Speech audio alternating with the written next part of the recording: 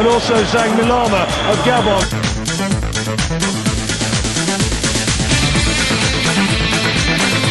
Pierre-Emerick Aubameyang, la frappe et ça.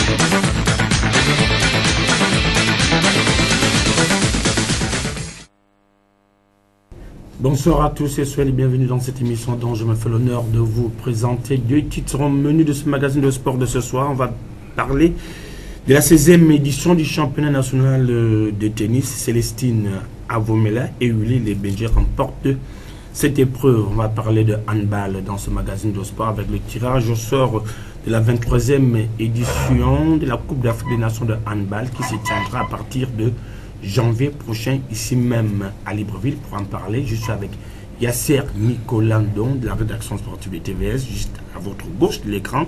Bonsoir Yasser. Bonsoir. Juste au centre se trouve Samuel Minkomindon, président de la Fédération gabonaise de tennis et vice-président de la Confédération africaine de tennis, avec qui nous allons parler de cette 16e édition du championnat national de tennis. Bonsoir Monsieur le Président. Bonsoir, monsieur. Avant d'en parler, David Mitola, c'est quand vous voulez. On se retrouve juste derrière.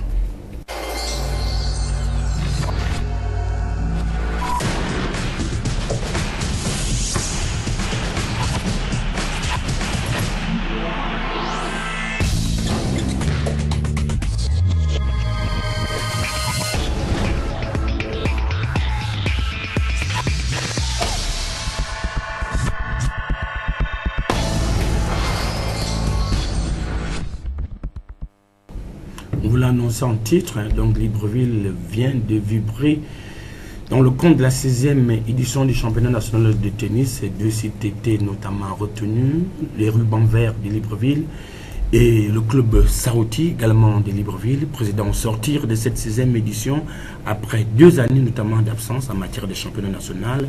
Quelles sont vos premières impressions comme ça? Permettez d'abord que je vous remercie pour l'invitation que vous faites au tennis, oui, et surtout que vos équipes aient couvert toute la compétition qui a quand même duré 2 semaines. Et 2 semaines, oui. Vous l'avez dit, sur 2 sites, au club Saouti et à Ruban Vert.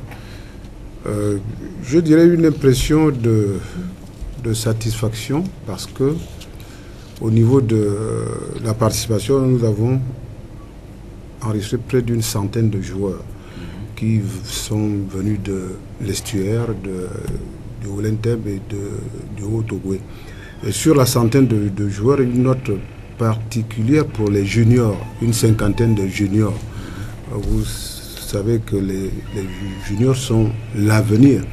Donc, et nous avons mis en place une organisation qui a permis aux joueurs d'avoir beaucoup de matchs à jouer. Nous avons fait un système de poules, aussi bien au niveau des jeunes que des adultes, et ce qui a permis au comité d'organisation de programmer près de 200 matchs.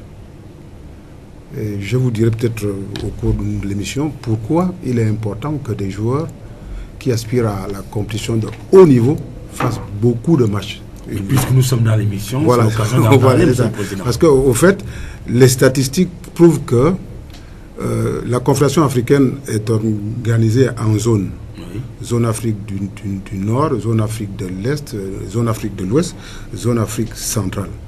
Et les statistiques disent que les jeunes, pendant que les jeunes d'Afrique centrale ont à peine 35 matchs dans les jambes, c'est-à-dire 35 matchs de compétition dans les jambes, oui, les jeunes d'Afrique du Nord en ont 100.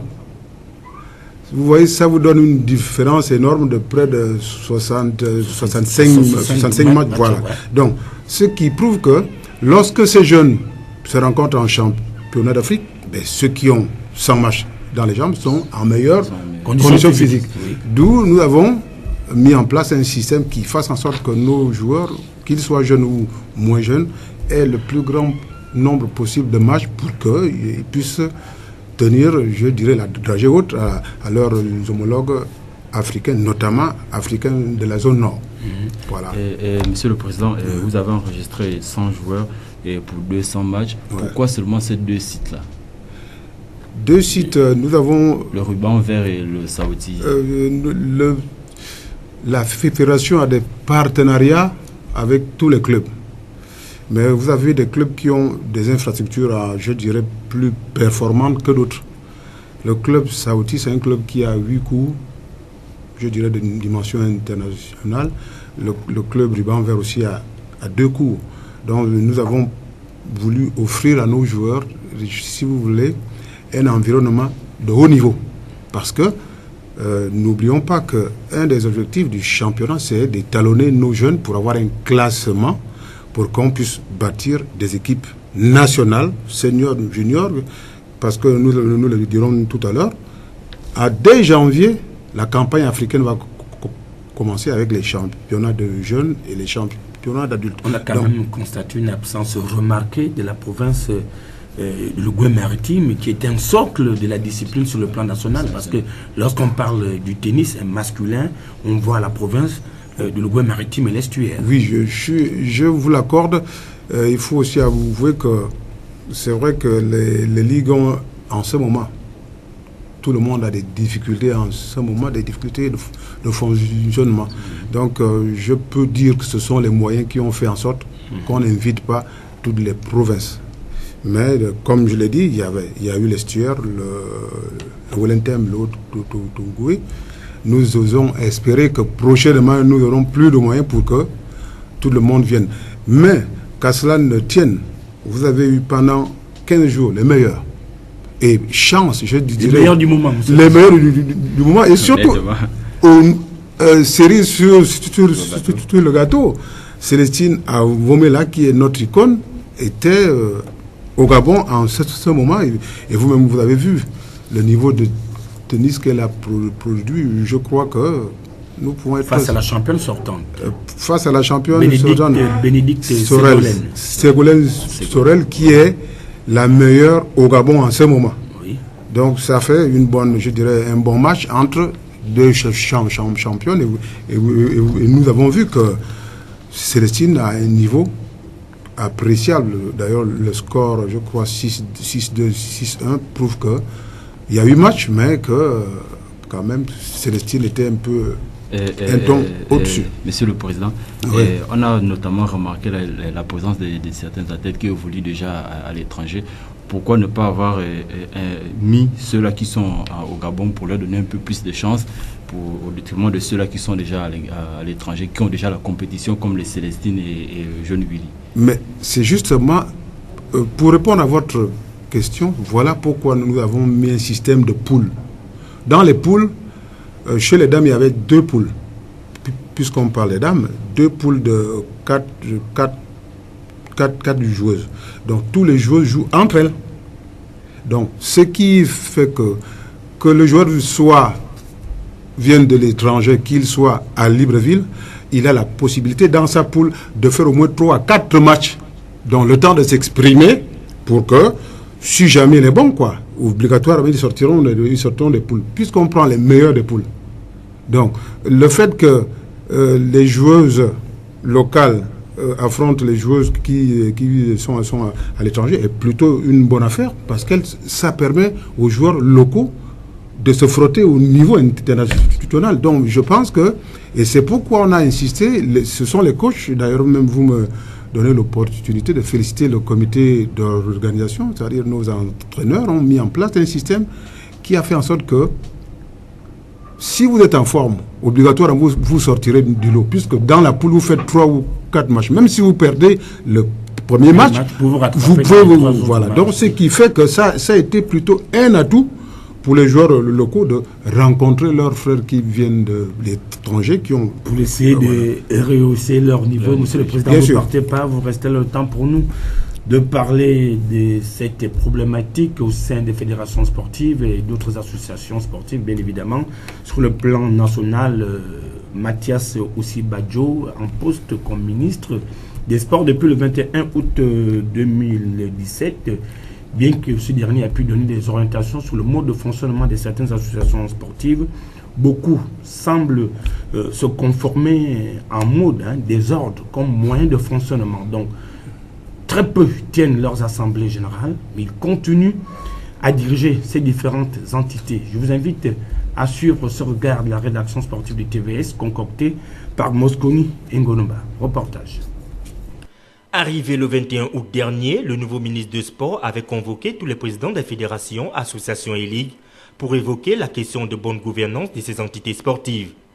Otunga Osibajo a également rappelé que le ministère devrait les accompagner, mais dans le strict respect des textes qui régissent le fonctionnement du sport au sein des fédérations. Mais certaines ne l'entendent pas de cette oreille, du coup, c'est à l'exercice du sourd qu'ils s'adonnent. Les clubs de première division n'ont pas dérogé à la règle en appliquant les mêmes turpitudes que leur tutelle. L'Union sportive Ombilanzami, au cours de son AG, a présenté un rapport financier quelque peu caduc, au grand regret des joueurs présents dans la salle et qui présentaient des signes de déception dus au contenu de ce rapport. Preuve que la question de transparence et d'équité au sein des clubs appartenant au roi n'ont de compte à rendre à personne si ce n'est au roi lui-même. Autre cas de figure qui malheureusement prône l'équité, la transparence et le vivre ensemble sont là les atouts dignes d'un club en parfaite progression. L'AOCMS, lors de son assemblée générale, a offert à toute l'assistance présente la lisibilité et la clairvoyance dans la lecture des rapports moraux et financiers qui n'ont souffert d'aucune contestation. Des chiffres clairs avec un bureau directeur qui travaille en parfaite cohésion. Créé en 1975, le FC 105, club cher à Edis Ngari, président actif de cette équipe, observe une véritable descente aux enfers dans la progression évolutive de son écurie. Après s'être fait reléguer en deuxième division pour la saison 2015-2016, le scénario s'est reproduit cette année. Le club compte désormais faire le nettoyage en apportant un souffle nouveau dans la redynamisation de ses troupes. Cerise sur le gâteau, la Fédération gabonaise de football.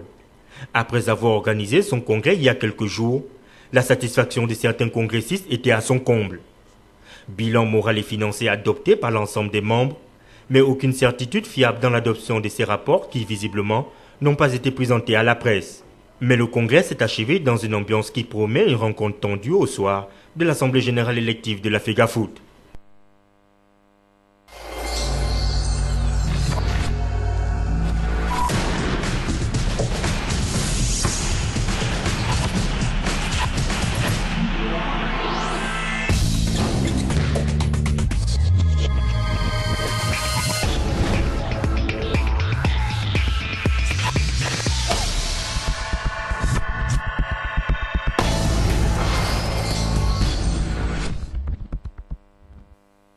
On parle de boxe à présent, direction le lycée évangélique Nan et Sono Samuel Desmélènes qui très bientôt va pouvoir se faire doter d'un club de boxe.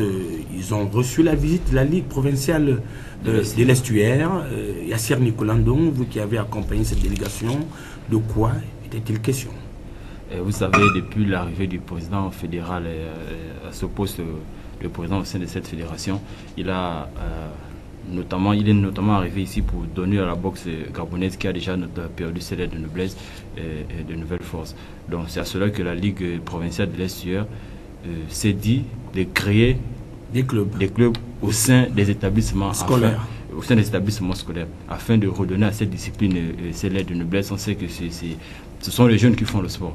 Oui. C'est de la pépite qu'on commence et après on grandit, on fait ses classes et jusqu'aujourd'hui on a Télor Mabika aujourd'hui qui fait des résultats. C'est sûrement grâce à ça. Est-ce que par rapport à cette séance de travail, les responsables du lycée des Mélènes ont donné des assurances à la Ligue provinciale de l'Estuaire quant à l'installation prochaine de ce club? Effectivement.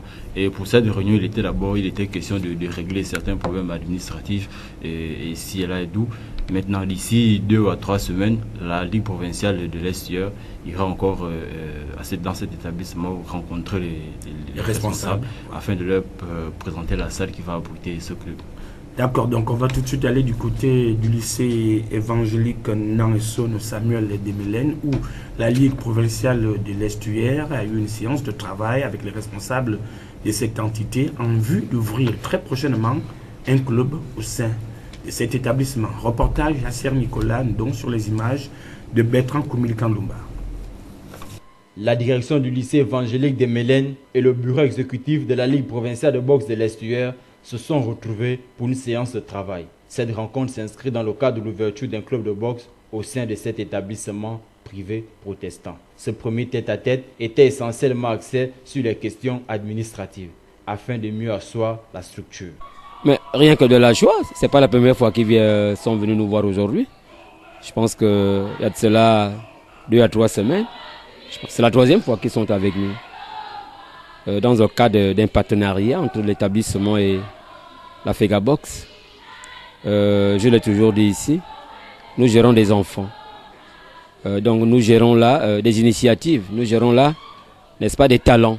Et il faut encourager les enfants dans toutes les initiatives, il faut les encourager. Les parents, nous devons les accompagner, et non seulement à l'école, mais également dans la pratique sportive. Le sport est une boxe, tout comme le football, ainsi de suite, et comme la gymnastique que nous faisons au BPC et au baccalauréat. Donc, nous sommes l'établissement dont j'ai la charge, et très heureux de recevoir la délégation de la FEGABOX. Oui, sans commune mesure. Nous les avons accueillis ici avec joie. Vous savez que nos enfants sont tellement habitués à, nous on appelle ceci les PS. Les PS, c'est-à-dire le saut en hauteur, le saut en largeur, et la course lancée de poids, tout. Mais à Mélène, nous avons voulu ouvrir un autre pont, n'est-ce pas, de cette pratique du sport, qui est la boxe. La mise en place de ce club de boxe au lycée de Mélène fera, selon les initiateurs, retrouver à cette discipline sportive ses lettres de noblesse. Depuis un temps, nous avons initié un programme d'ouverture, normalement, ou pour dire réouverture des clubs dans les établissements scolaires. Pourquoi? Parce que nous avons constaté que le sport est en train de mourir complètement au Gabon. Et les clubs civils seulement ne peuvent pas ramener vraiment cette fibre vraiment sportive qui existait depuis le temps. Parce que nous-mêmes, nous sommes passés par là. Ce qui fait que nous préférons repartir vers les établissements scolaires pour leur proposer nos services en recréant les clubs, faire en sorte qu'il y ait un championnat où nous allons voir des scolaires vraiment affronter peut-être les civils ou les scolaires s'affronter entre eux pour redonner vraiment cette fibre-là sportive. Redonner la Ligue provinciale de boxe de l'Estuaire son essor d'antan est le but du bureau exécutif dirigé par Simplice Morgan. Un appel est donc lancé à l'ensemble de ses collaborateurs et aux amoureux de la boxe. Donc un club de boxe prochainement au lycée Nanson Samuel de Mélène, c'est pour bientôt. Finalement, Monsieur le Président, on voit que d'autres disciplines sportives sur le plan local adoptent vos initiatives. Vous avez instauré le tennis à l'école. Aujourd'hui, on voit la boxe à l'école finalement. Mais en ce qui concerne votre projet, où en êtes-vous aujourd'hui? Le tennis à l'école. Le tennis à l'école, nous l'avons lancé en 1998 lors d'un stage organisé par la Fédération internationale de tennis et la FEGATEN. Nous l'avons lancé dans l'Estuaire, le Haut-Togo et le Wellington dans environ 5 écoles. C'est vrai que nous avons des difficultés de fonctionnement de ce programme parce qu'il faut des raquettes, il faut des balles. Mais un de nos objectifs en 2018, c'est de redynamiser le programme parce que les acquis, ce sont lesquels? Nous avons pu former 216 instituteurs. On forme un instituteur en un stage de 2 jours. Le stage, c'est des jeux d'éveil. Un enfant avec une petite raquette en bois, comme celle qui est là, voilà, avec une balle à faible rebond. Donc, au fait, c'est du matériel adapté à la psychomotricité des enfants. C'est des jeux d'éveil qui font appel à la concentration, à la lecture de trajectoire. Voilà. Donc, et l'instituteur fait le stage pendant 2 jours et on clôture tout le stage avec une sorte de démonstration de mini-tennis où les instituteurs montrent aux parents ce qu'ils ont appris avec les enfants. Et ce qui est d'extraordinaire dans notre approche, c'est que nous le faisons en harmonie avec le directeur de l'école, avec des instituteurs volontaires. Parce que nous pensons que mieux vaut former l'instituteur à l'école pour qu'il puisse continuer l'activité. Voilà. Parce que avant, ce sont les entraîneurs qui allaient à l'école. Mais nous avons compris qu'il vaut mieux apprendre à l'instituteur lui-même d'entraîner les enfants pour qu'il continue à entraîner les enfants. Et l'entraîneur vient voir l'instituteur jouer avec les enfants et détecte les bons enfants qui sont ensuite envoyés dans les clubs. Donc voilà notre approche. Et avec les 216 instituteurs qui ont été formés, et d'autres, on va en former d'autres, on va en 2018, ce sera notre principal chantier, repartir à la base pour redynamiser le tennis dans les écoles primaires. Et ce programme nous tient à cœur parce qu'il a produit des résultats. Si vous suivez bien nos résultats, nous avons eu en permanence à 12-14 ans des champions d'Afrique de l'Ouest et centrale. La dernière en date, c'est Indira Mafo, qui en 2016 était championne d'Afrique de l'Ouest et centrale des 12 ans et moins. Vous voyez, à 12 ans, ça signifie que les enfants ont commencé très très tôt. Et je rappelle, c'est important, lorsqu'une Gabonaise est championne d'Afrique de l'Ouest et centrale, au niveau de la CAT, l'Afrique de l'Ouest, c'est 15 pays, avec les grands pays de sport que vous connaissez, le Nigeria, le Ghana, la Côte d'Ivoire. Et l'Afrique centrale, c'est 6 pays au niveau de l'organisation de la CAT. Donc quand une Gabonaise à 12 ans peut être championne de cette zone, ça prouve que les instituteurs et les entraîneurs derrière ont fait un travail énorme. Voilà pourquoi nous tenons absolument à redynamiser, à faire un grand séminaire, un grand stage de mini-tennis pour les instituteurs en 2018. Donc le programme est là. Je crois qu'il faut le raviver. Voilà, Monsieur le Président, tout cela ne peut se faire qu'avec des moyens.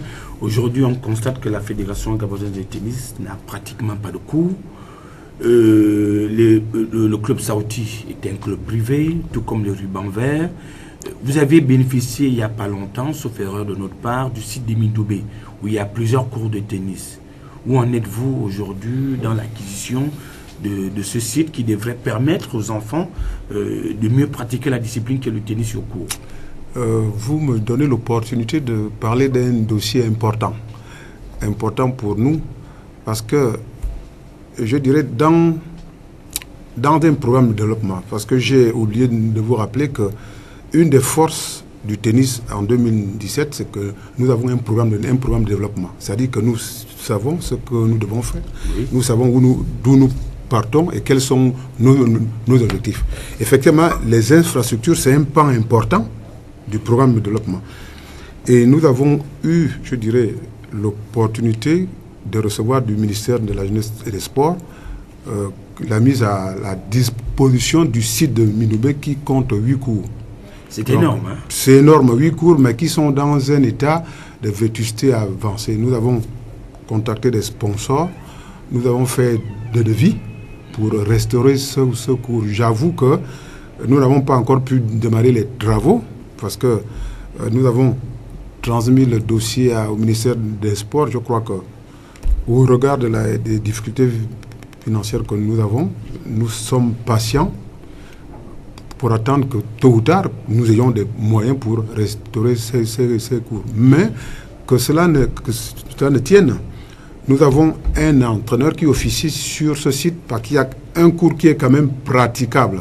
Donc si vous avez le temps, tous les mercredis après-midi, tous les samedis après-midi, vous trouverez un entraîneur fédéral qui s'occupe des enfants. Donc, les infrastructures, oui, nous avons cette opportunité-là, c'est à nous de nous battre. Et nous avons envoyé également ce dossier à la Fédération internationale de tennis qui a des programmes pour aider les nations. Donc, mais ne vous en faites pas, nous avons quand même des partenaires tels que le club Saouti qui nous permettent de jouer. Sur ces installations. Voilà, sur ces installations. Et je vous rappelle que nous parlons de la 16e édition du championnat du Gabon. Donc, c'est la 16e fois qu'on organise le championnat au club Saouti. Donc, c'est vous dire que c'est un partenaire partenariat qui, je pense, gagnant-gagnant. Le club saoudi étant un des clubs affiliés à la fédération, et dans ce partenariat, il y a un échange de services.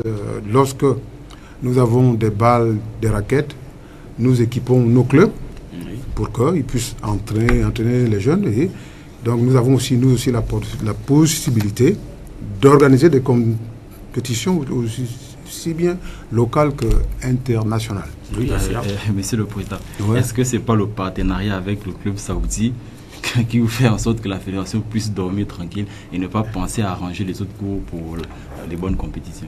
Non, je peux vous dire que la recherche d'infrastructures ne s'arrête pas uniquement au niveau de la Ligue de l'Estuaire.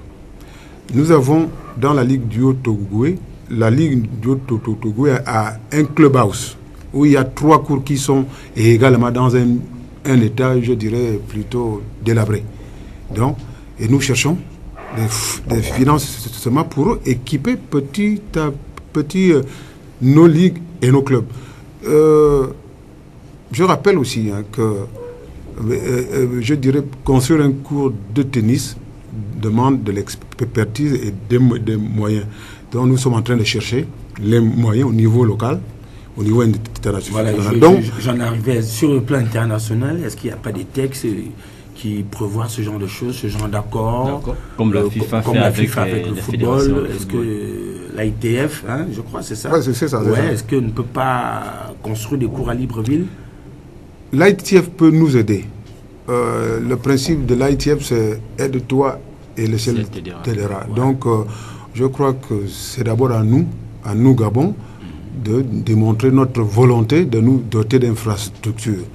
Et l'ITF viendra. Donc, le fait que le ministère des Sports nous a déjà donné ce site est une manifestation de la volonté du ministère de nous donner un environnement à nous. Parce qu'il ne faut pas oublier que ce sera un clubhouse. Il y aura les 8 cours, ensuite une sorte de, je dirais, des bureaux pour les membres de la fédération. Donc, nous attendons aussi de l'aide de l'ITF. Nous avons envoyé un dossier à l'ITF qui a un programme.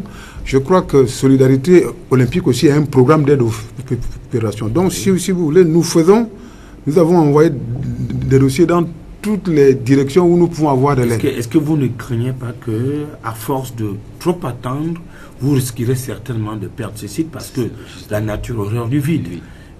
Juste à côté, il y a un club d'équitation qui a forcément besoin d'assez d'espace.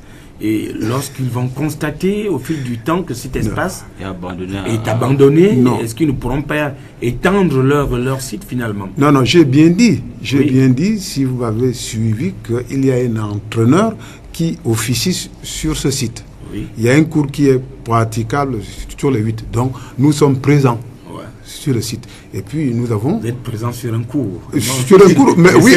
Voilà. Donc, mais au moins, j'ai dit, mercredi après-midi, vous pouvez aller voir, vous allez trouver un coach avec des enfants, les samedis et dimanches aussi. Donc, et nous avons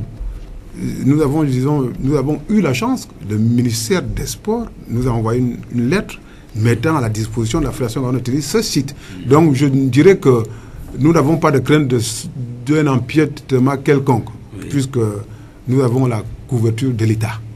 D'accord, Monsieur le Président, puisqu'on parle de sites à rénover, mais du côté du Petit Paris, sur le futur palais de sport de Libreville, qui est en construction, en prélude à l'organisation par le Gabon de la 23e édition de la Coupe d'Afrique des Nations de handball senior, messieurs, qui doit débuter en janvier prochain. Le président de cette confédération africaine de handball, Aremou, était à Libreville, non seulement pour prendre part au tirage au sort de cette compétition, mais pour constater de visu l'état d'avancement des 10 travaux. Reportage mis en image par Fleury Assiondo.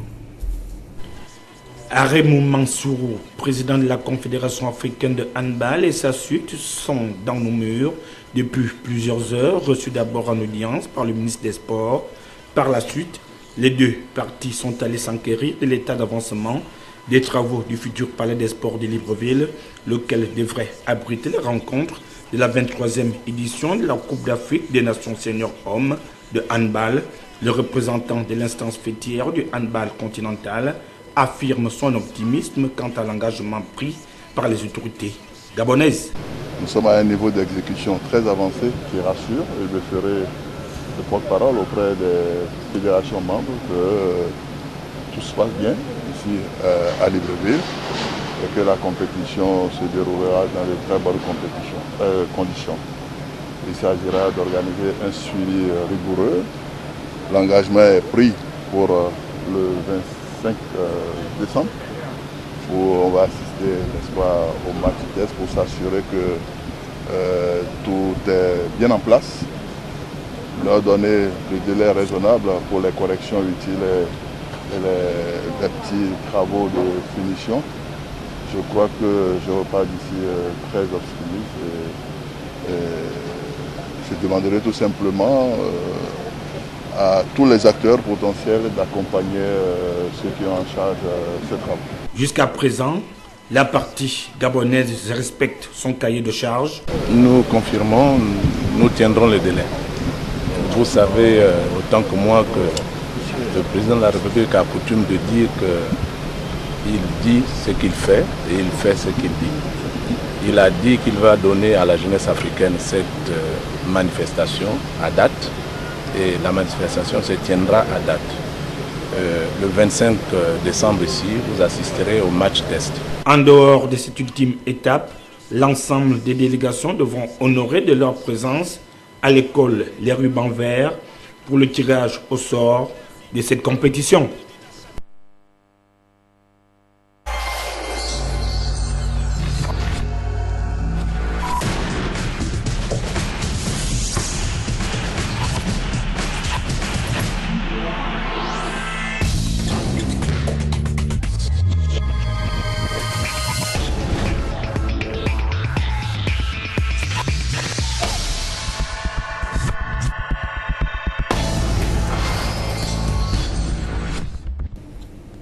Pour la construction de ce palais de sport de Libreville, donc qui sera inauguré en janvier prochain avec un match amical de Tex, donc autour de mi-décembre prochain, certainement avant Noël, donc avant le 24 décembre. La sélection gabonaise sera certainement opposée à une sélection africaine ou européenne. Tout dépendra du choix des responsables de la Fédération gabonaise de handball. Est-ce que le tennis, sur le plan national, trouvera son compte dans ce joyau architectural qui est en construction, Monsieur le Président? Normalement, dans un gymnase, plusieurs sports peuvent être pratiqués. Ce qui importe, c'est que les ingénieurs prévoient les installations amovibles. Oui. Parce que sur un terrain de tennis, vous pouvez également faire jouer du volley. Oui. Donc, maintenant, c'est au concepteur de penser à ça, oui, pour que beaucoup de sports puissent jouer par des installations, comme je l'ai dit, oui, qu'on peut déplacer selon que c'est un sport ou un autre. Oui. Donc, voilà. Mais c'est pour... on peut y jouer. On peut y jouer, mais c'est toujours bien que si c'est une grande compétition comme celle qu'on vient de faire, ou alors si nous faisons nous aussi un championnat d'Afrique, oui, mieux que ce soit dans une structure comme le Saouti où vous avez au moins 8 cours. Oui. Parce qu'un championnat, comme je l'ai dit, nous avons fait 200 matchs. 200 matchs, oui. 200 matchs, il faut au moins plusieurs cours. Et les règlements de la CAT, la Confédération africaine de tennis, disent, oui, que pour organiser un championnat d'Afrique, il faut au moins 6 cours de même surface. Oui. Voilà, donc c'est bien, mais je crois que nous attendons aussi que nous ayons aussi des cours de tennis pour nos jeunes. Certainement, ça viendra. Le ministère des Sports vous entend à travers cette émission. Donc, on parle toujours de handball. On va aller tout de suite du côté du ruban vert de Libreville où s'est déroulé le tirage au sort de la 23e édition de la Coupe d'Afrique des Nations de handball que le Gabon va abriter dès janvier prochain. Le Gabon est aligné dans la poule A aux côtés de certaines grandes nations du handball africain, le Cameroun, Congo-Brazzaville, l'Algérie et la Tunisie. Reportage mis en image par Fleury Assondo. Aux côtés du pays hôte, le Gabon, 9 autres nations seront de l'expédition gabonaise du 17 au 27 janvier 2018 pour la 23e édition de la Coupe d'Afrique des Nations de handball senior homme, qualificatif pour le Mondial 2019, co-organisé par le Danemark et l'Allemagne. Depuis quelques heures, les 10 pays engagés connaissent désormais leurs adversaires des groupes, cela après l'épreuve du tirage au sort. 2 groupes de 5 équipes ont été constitués en présence de la presse, du ministre des Sports du Gabon et du président de la Confédération africaine de handball. Le Gabon évoluera dans le groupe A aux côtés du Cameroun, l'Algérie, la Tunisie, avec pour premier adversaire lors de la rencontre inaugurale le Congo-Brazzaville. Quant au groupe B, il compte la RDC, le Maroc, l'Angola, l'Égypte qui devrait défendre son titre bec et ongle obtenu en 2016 à domicile et le Nigeria. La préparation de ce jour peut paraître banale, mais pour les entraîneurs sérieux, je pense qu'ils ont attendu pendant longtemps ce moment pour se mettre, je dirais, résolument au travail. Les poules sont connues, aucune équipe n'est à sous-estimer. On est à moins de 3 mois. Je crois que le travail sérieux va démarrer et nous avons déjà eu les preuves à travers des compétitions, certes, qui ne concernent pas les équipes nationales, mais des clubs, que tous les pays s'organisent pour, disons, apporter un plus à leurs éléments locaux et de la diaspora. Donc je reste optimiste sur la qualité du spectacle que nous allons proposer aux Gabonais au mois de janvier prochain. Toutes les équipes, pour moi, comprenez ma position, ont des chances d'accéder à une des marches du podium. C'est l'occasion, n'est-ce pas, d'en prendre conscience, de se mettre au travail et de faire en sorte que leur objectif soit atteint. C'est ce que tenteront de réaliser la dizaine de nations alignées dans cette épreuve. Le spectacle, quant à lui, sera certainement de qualité. Donc s'agissant des groupes, dans le groupe A, pour ce qui est de cette compétition qui débute en janvier 2018 à Libreville, les 2 poules sont connues et leurs différents composants. Groupe A, on retrouve le pays hôte, le Gabon, le Cameroun, le Congo-Brazzaville, l'Algérie et la Tunisie. Groupe B, la RDC, le Maroc, l'Angola, l'Égypte, tenante du titre, et le Nigeria. Début des épreuves, 2e semaine du mois de janvier 2018. On parle de basketball avec cette assemblée générale ordinaire de la Ligue nationale de basketball. Après 2 années passées sans championnat, il était question pour les responsables de la LINAB de repenser sur les questions de basketball. Yasser Nicolas, donc, qu'est-ce qui a été finalement pris comme décision pendant cette assemblée générale ordinaire? Et pendant cette assemblée générale ordinaire, les membres de cette ligue ont notamment décidé de rejouer comme à l'ancien système où ne pas attendre forcément les moyens de l'État. Ouais, mais ne pas attendre forcément les moyens de l'État, ça nécessite des mécènes, ça nécessite de sponsoring. C'est le problème auquel est confronté aujourd'hui le tennis sur le plan national. Les clubs vont s'entendre et voir comment ils peuvent jouer. Si à jouer par poule, Est-UR joue à l'Est-UR et l'autre Togo joue à l'autre Togo, et puis chercher à faire... Voir les meilleurs de chaque région pour jouer des play-offs en quelque sorte, pour sortir finalement un champion. Donc on va aller du côté de la LINAB suivre cette assemblée générale ordinaire, mise en image par Bertrand Koumili-Kandoumba, et le reportage est signé de Yasser Nicolando. L'ensemble des clubs et associations affiliées à la Ligue provinciale de basketball de l'Est-UR ont répondu présent hier à l'Assemblée générale ordinaire organisée par le bureau exécutif de la Ligue à son siège.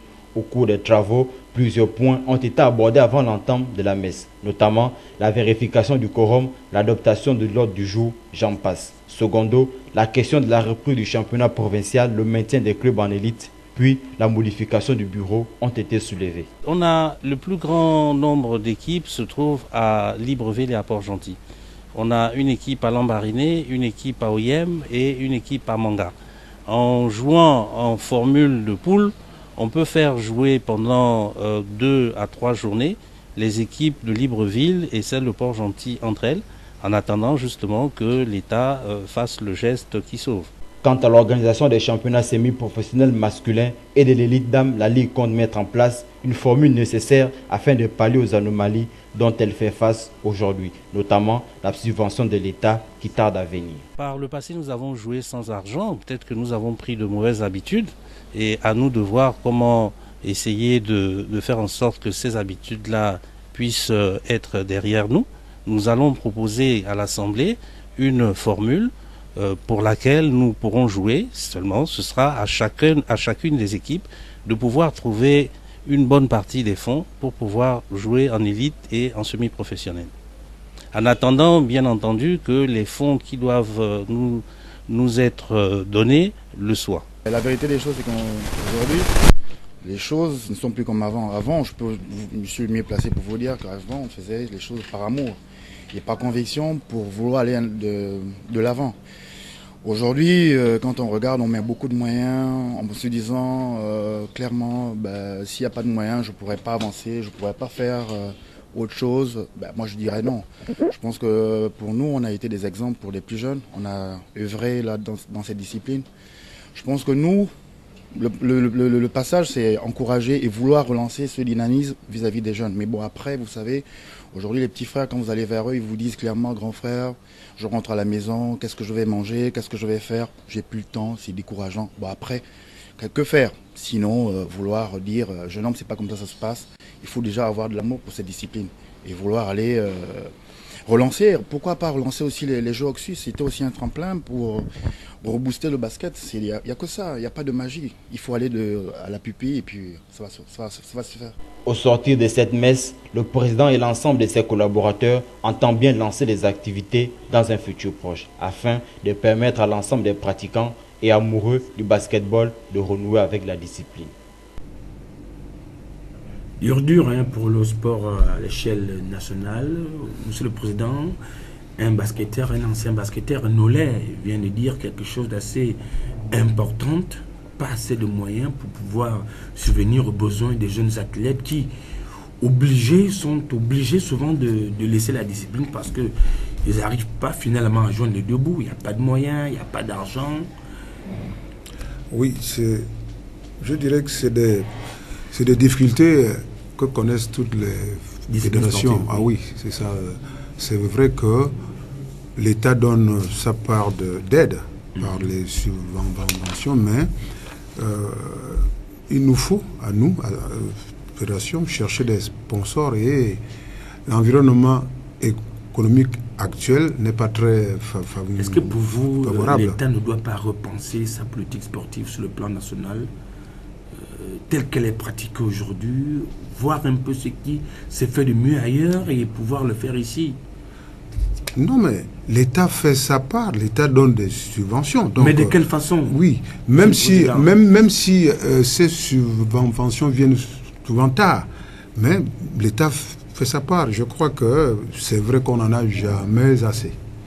Mais il revient aussi aux associations de chercher des sponsors pour, je dirais, compléter.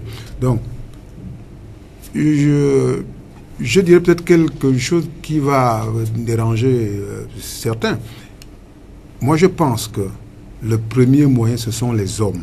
Je l'ai souvent dit en d'autres circonstances. Ce sont les hommes. C'est-à-dire la volonté que les hommes ont à faire ce qu'ils aiment, ce qu'ils veulent faire. Nous, en tennis, je peux vous dire, nous avons des entraîneurs dévoués. Vous pouvez imaginer, si nous arrivons à avoir des championnes d'Afrique de l'Ouest et central, comme je l'ai dit, à 12 ans, 14 ans, 16 ans, ça signifie que nous avons des entraîneurs dévoués, mais qui ne sont pas payés. Oui. Mais je dis que la difficulté que nous avons, c'est que à un certain niveau, le bénévolat ne suffit plus. Ouais. Quand nous voulons atteindre le haut niveau, il faut que nous mettons des moyens. Et l'État et les sponsors. Donc, à un certain niveau, le haut niveau ne se contente pas de la passion. Oui. Il faut une logistique, il faut nourrir les athlètes, il faut équiper la tête, et à partir de ce moment, il faut de l'argent. Donc, Monsieur le Président, trouver les sponsors sur le plan local, c'est un peu difficile. C'est difficile, je sais. C'est pourquoi je dis que l'État fait sa part, mais nous en demanderons encore plus. Maintenant, nous aussi, c'est aussi à nous de chercher par les membres, par les sponsors, par nos fédérations internationales, pour eux que, et la part de l'État, et les sponsors, et les fédérations internationales, qu'on ait un package qui nous permet de travailler. Mais je répète, c'est une de mes maximes lorsque je discute de cela.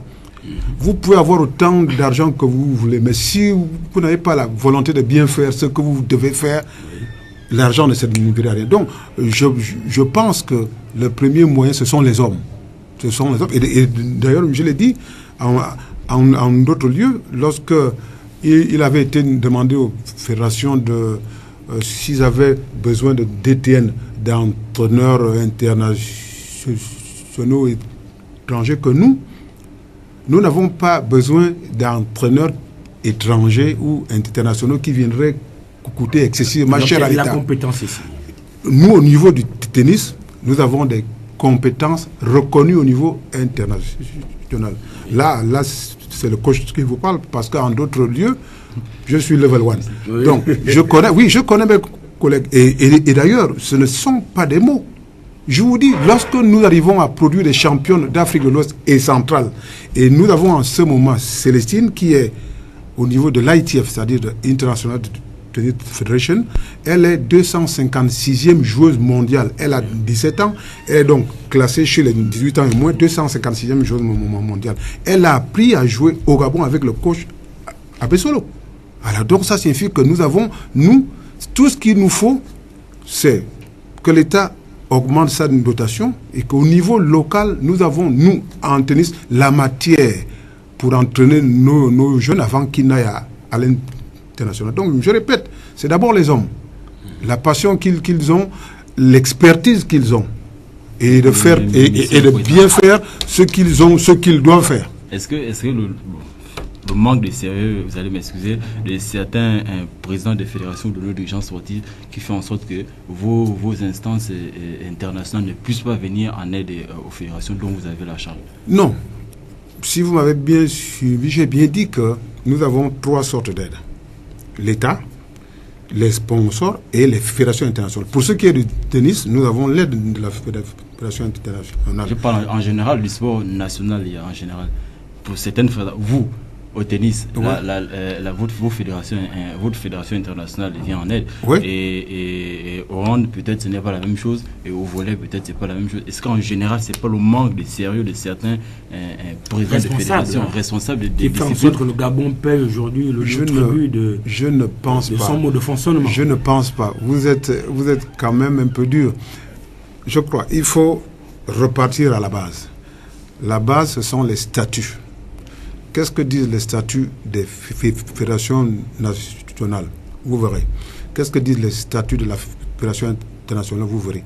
Qu'est-ce que disent les statuts du comité international olympique? Donc, ce sont ces aides-là qui arrivent aux fédérations.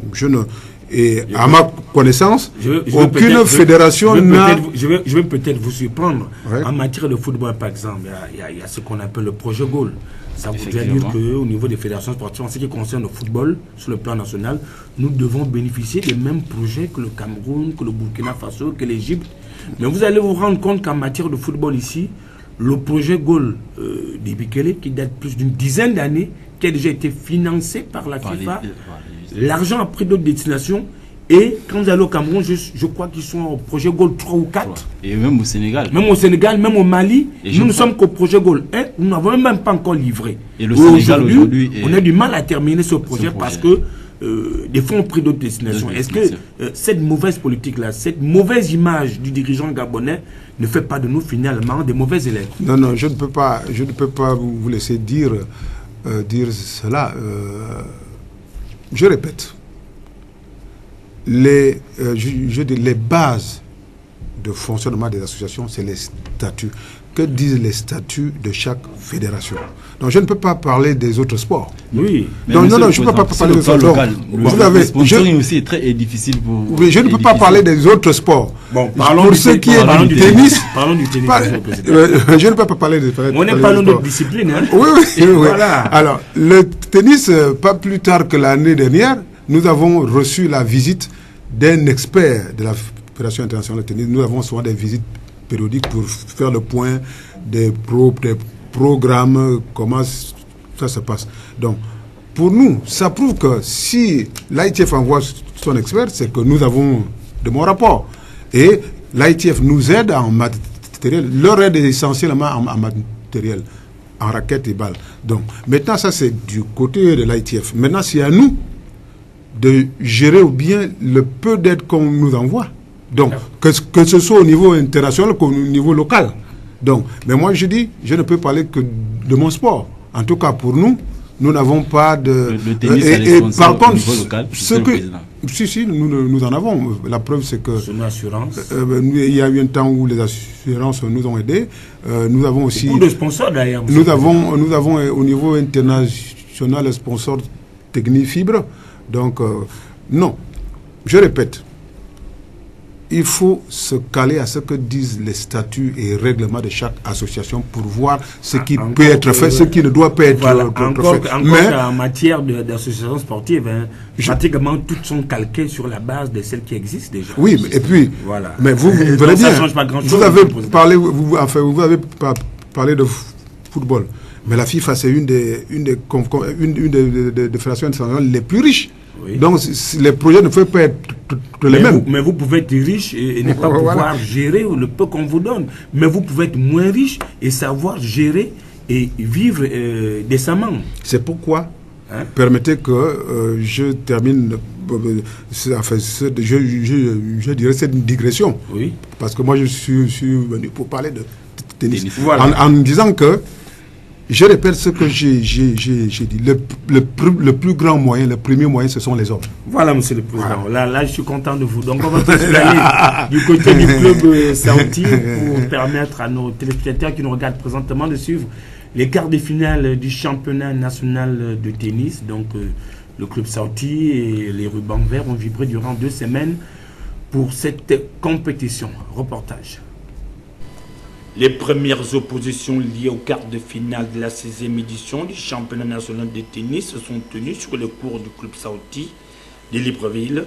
Pas de grande surprise, les favoris se sont fait distinguer en disposant respectivement de leurs adversaires du jour par des scores assez larges, à l'exemple de cette opposition en simple monsieur entre Paterne, Ogombe et Faubert, vainqueur du premier cité, 6-0, 6-3, idem pour Willy Benji qui accède en demi-finale après avoir disposé du jeune et peu expérimenté Omoko Mangamon sur 2-7-0, 6-1 et 6-3. Même cas de figure entre Guimaël Mikolo et Stéphane Ongono, score assez serré, 6-4, 7-7 après 2 manches de jeu. Au moment où nous quittons les lieux, Igor Biyamba et Dandy étaient aux prises. Le second cité s'en est plutôt bien sorti en remportant les 2 manches 6-1, 6-3. Les enfants avaient besoin de ce genre de manifestation, de compétition. Ils voulaient, c'est vrai qu'ils s'entraînent eux-mêmes sans qu'il y ait un tournoi au bout.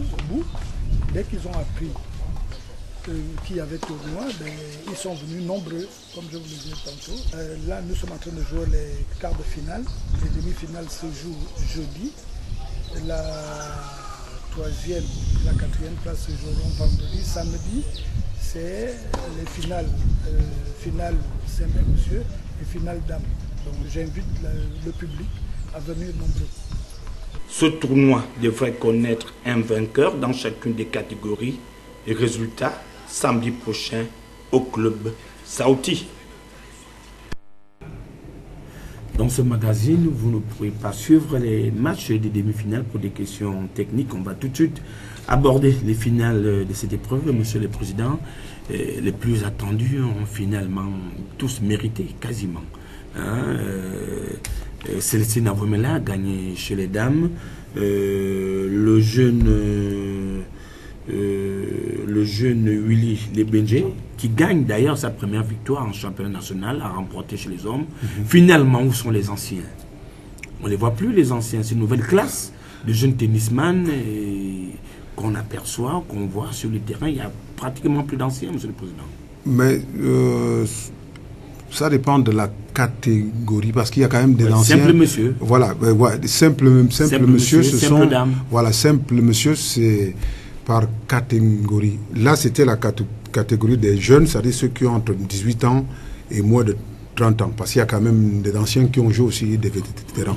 Je dirais la catégorie reine, c'est celle dont vous parlez, simple monsieur. Puis il y a un renouvellement de génération. Donc là, vous avez vu, je dirais à ce moment, c'est les meilleurs hommes que nous avons. Les Benje, il doit avoir 24 ans. Dianga Tebe doit avoir 20 ans. Donc c'est la crème au niveau des hommes. Et comme vous l'avez vu, en demi-finale, il y a eu des matchs épiques. Parce que pour que Dianga Tebe arrive en finale, en demi-finale, c'était un match en 3-7. Willy Lebenje aussi. Donc, et au niveau des dames, je dirais que nous avons eu la chance que Célestine, dans son calendrier de vacances, se retrouve à Libreville. Elle est déjà 257e joueuse mondiale junior.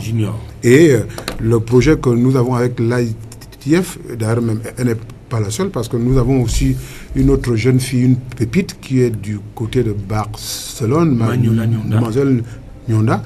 Donc nous avons donc deux dames, deux jeunes filles de 17 ans qui sont déjà dans le haut niveau. Et je remercie d'ailleurs le ministère des Sports qui leur a octroyé une subvention d'aide pour qu'elles puissent avoir un encadrement de haut niveau. Comme vous l'imaginez, l'encadrement de haut niveau exige des contraintes de diététique, des contraintes de logistique, je dirais toute une équipe autour de la joueuse pour qu'elle puisse donner le meilleur d'elle-même. Manuela Nyonda du côté de Barcelone, la jeune Célestine Avomela du côté de Nairobi au Kenya. Donc la relève est assurée finalement. Vous n'avez pas assez de déception du côté féminin finalement? Non. Il faut comprendre. Le tennis est un sport individuel. Et vous serez d'accord avec moi que pour former des champions, il faut du temps. C'est pourquoi le temps est nécessaire au sport. Le temps et le travail méthodique. Parce que je répète, si ces jeunes filles à 17 ans atteignent le haut niveau, ça signifie qu'à la base, lorsqu'elles avaient 6-7 ans, elles ont eu la chance. Un travail de fond effectué. Voilà. Donc, maintenant, nous avons ces deux pépites-là. Nous avons aussi des jeunes filles qui suivent, comme Indira, qui a été championne d'Afrique de l'Ouest et centrale des 12 ans et moins en 2016. Et notre projet est que, avec l'ITF, avec la CAT, avec les parents, que ces deux jeunes filles commencent à entrer dans le tennis professionnel. Bon, ça, heureusement que le ministère des Sports leur a donné des subventions qui vont aider je dirais, à supporter la logistique qu'exige le haut niveau. D'accord, Monsieur le Président. On va tout de suite aller du côté du club Saouti. Permettons-nous, nous n'avons plus assez de temps. Nous avons 1 heure d'antenne. Donc, le temps pour nous d'aller au club Saouti permettre aux gens qui nous suivent ce soir de vivre en images les finales de cette compétition en simple dame et en simple monsieur. Le reportage de Yasser Nicolandon. La 16e édition du championnat national de tennis a livré son verdict le week-end écoulé sur le cours des installations du club Saouti avec 2 finales, une dans chacune des catégories, simple dame et monsieur. La numéro 1 gabonaise va venir à bout de son adversaire de la soirée en dominant coup sur coup de 7-0, sous le regard du président fédéral. Le jeu aujourd'hui c'était pas mal du tout parce que j'ai joué contre elle la dernière fois et c'était trop vite. Et aujourd'hui, c'était consistant. J'ai bien joué. Est-ce que tu as vraiment embêté durant le dernier set? Durant le dernier set, les 2 derniers jeux, c'était un peu serré parce que c'était avantage, égalité, avantage. Et ça s'est bien passé. Qu'est-ce qui n'a pas marché? C'est le niveau quand même, on n'a pas le même niveau. Elle joue bien, elle s'entraîne régulièrement, elle a des coups très lourds, des frappes très lourdes. Toutes les balles, je croyais qu'elles allaient sortir et finalement elles étaient dedans. C'était quand même corsé, cette défaite. C'est ça? Non, ça va quand même. C'était déjà. C'est pas si mal, j'ai marqué des jeux quand même. Je suis pas trop déçu, ça va.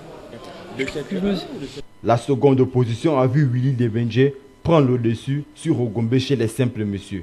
Le premier cité, très fort mentalement et physiquement, a su mettre au devant de la scène ses qualités, lesquelles l'ont permis de prendre de l'avance sur son compatriote au terme du match. Bon, aujourd'hui, mon adversaire a très bien joué. C'est la deuxième fois de suite qu'il me gagne. Bon, ça fait un bon bout de temps. Il est vraiment en forme et puis il a vraiment le temps de s'entraîner. Par contre, moi, avec l'école qui a repris, c'est difficile. Mais aujourd'hui, il a très bien joué. Bon, ce qui n'a pas marché de mon côté, c'est la finition des points. Je n'ai pas pu terminer les points comme il fallait. Comme le coach et moi, nous avons pu travailler ces 2 derniers jours. En fonction de la finition, c'est vraiment ce qui m'a manqué le point faible aujourd'hui. Je n'ai pas bien entamé la première manche. J'étais un peu dehors, j'étais un peu crispé. Et puis, ce qui a fait en sorte que j'ai perdu la première manche. Et ensuite, je me suis relancé et je réagis très vite à la deuxième manche. Et j'ai fait parler mon physique. Et puis, la deuxième manche, je l'ai emporté. Et je savais que la troisième manche, il ne pouvait pas parce que physiquement, il ne tenait plus. Donc, là, j'ai forcé, j'allais finir mes points. Et j'ai obtenu. Et voilà, je suis content de ma prestation aujourd'hui. Et être numéro 1 d'un pays. Et je suis vraiment ravi, vraiment, parce que c'est un pays que j'aime beaucoup. J'ai fait minime cadet ici. Et puis voilà, je félicite aussi des jeunes comme Parten Diangatebe, c'est lui qui a fait la finale avec moi. Parce qu'en allant en France, je suis parti, je l'ai laissé et il ne renvoyait pas encore la balle. Et je suis surpris qu'aujourd'hui il joue bien. Et vraiment, félicitations à lui. Et vraiment, s'il y a des sponsors vraiment qui pouvaient mettre l'accent sur ce jeune, vraiment, on trouvera encore plus de champions. La cérémonie liée aux remises des présents a clos définitivement cette cérémonie haute en couleur avec des distinctions ci-après. Célestine Avomela occupe finalement la première place, suivie de Ségolène. Madzurut finit en 3e position. Chez les simples messieurs, Willy Lebenje occupe la première place, suivi de Ogombe Diakatembe et Poitiers Opongo, qui occupe la 3e place et ferme la marche du podium. Alors, Monsieur le Président, le championnat dans sa 16e édition s'en est terminé. Quelles sont finalement les perspectives?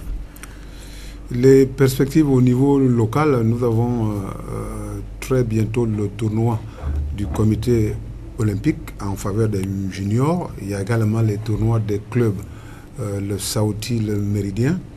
Et nous aussi, la fédération va revenir avec la Coupe du Gabon, en espérant que les subventions du ministère des Sports arrivent vite. Au niveau international, nous avons des compétitions statutaires auxquelles nous sommes obligés de participer. C'est les championnats d'Afrique, zone ouest et centrale. Donc, le championnat nous a permis de voir quels sont nos meilleurs jeunes. Il faut qu'on les prépare pour que ce championnat qui a lieu vers le janvier, qu'ils puissent y participer étant en forme, parce qu'aussitôt après, en mars, les qualifiés des championnats de zone participeront au championnat d'Afrique. Voilà, donc ça signifie que nous avons un programme chargé et nous espérons que les moyens, aussi bien les sponsors que le ministère des Sports, viendront le plus rapidement possible pour que nous puissions travailler dans des conditions optimales. Quel est le niveau, pour terminer, le niveau du tennis sur le plan local, son niveau contrairement au pays de la sous-région, parce que vous êtes aussi président de la zone 3, donc Afrique centrale, de tennis. Oui, au niveau de la Confédération africaine de tennis, nous sommes en train de nous battre pour que notre zone ait ses propres compétitions. Oui. Donc, je vous l'ai dit que les Gabonais sont souvent championnes d'Afrique de l'Ouest et centrale. Donc, si elles sont déjà championnes, c'est qu'elles sont également championnes centrales. Oui. Voilà. Mais l'objectif, parce qu'au niveau de la Confédération africaine où je sers, nous essayons de doter chaque zone de compétition propre pour pallier la difficulté dont j'ai parlé, à savoir que nos jeunes n'ont pas suffisamment de matchs dans les jambes. Donc c'est ça, c'est un peu le challenge que j'ai avec mes pairs de la zone Afrique centrale pour que nous-mêmes, nous puissions organiser des compétitions entre nous, Cameroun, Gabon, Congo, Guinée équatoriale, et ainsi de suite. Si vous arrivez de faire un vœu comme ça, avant peut-être de céder peut-être la place à d'autres compatriotes qui voudront diriger cette fédération, vous voulez partir de là en mettant en place quel genre de module, quel genre de tennis vous voulez laisser au Gabon en laissant définitivement le poste de président de la Fédération gabonaise de tennis? Le mandat en cours, nous avons deux grands projets. Le site de Mindoubé, pour que la fédération ait des stades à elle, avec le clubhouse. Les joueuses qui commencent à titiller le haut niveau, les lancer dans le professionnalisme. Et enfin, le tennis à l'école. Voilà les trois mamelles du tennis pour qu'on ne se retrouve plus avec deux championnes, mais 5 ou 10. Parce que lorsque vous avez des infrastructures, les enfants jouent seuls. Vous pouvez même avoir des champions que la fédération n'a pas détectés parce que comme les enfants ont des structures, ils peuvent jouer matin et soir. C'est pourquoi je lance un appel au ministère des Sports pour qu'ils puissent nous aider à restaurer le site de Mindoubé pour que nous puissions avoir des installations à nous. Et permettre les sponsors aussi, mais c'est d'abord l'État. D'abord l'État, parce que le sport, c'est d'abord l'État. L'État pose les... MoneyGram, tu soutiens déjà c'est d'abord les structures comme les stades, les grandes infrastructures, c'est l'État. D'accord. Donc, nous recevons sur ce plateau Samuel Mikomedon, président de la Fédération gabonaise de tennis. Juste à sa gauche, Yasser Nicolandon de la rédaction sportive de TVS et moi, c'est Fred Bioguedzo. Et la réalisation de cette émission était assurée par David Demitola, l'incontournable, et cadre par Fleury Asendo et Bertrand Communica Dumba. Quant à l'infographie, par Guy Placide Ibouang. On se donne rendez-vous pour lundi prochain, lorsqu'il sera 21h. La rediffusion de cette émission a lieu tous les jeudis à partir des 10h. Bonsoir et à très vite.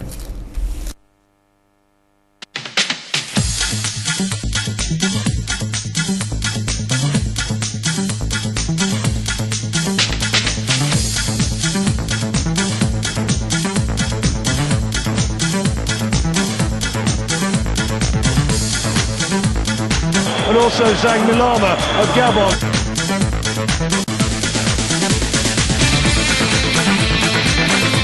Pierre-Emerick Aubameyang, la frappe, et ça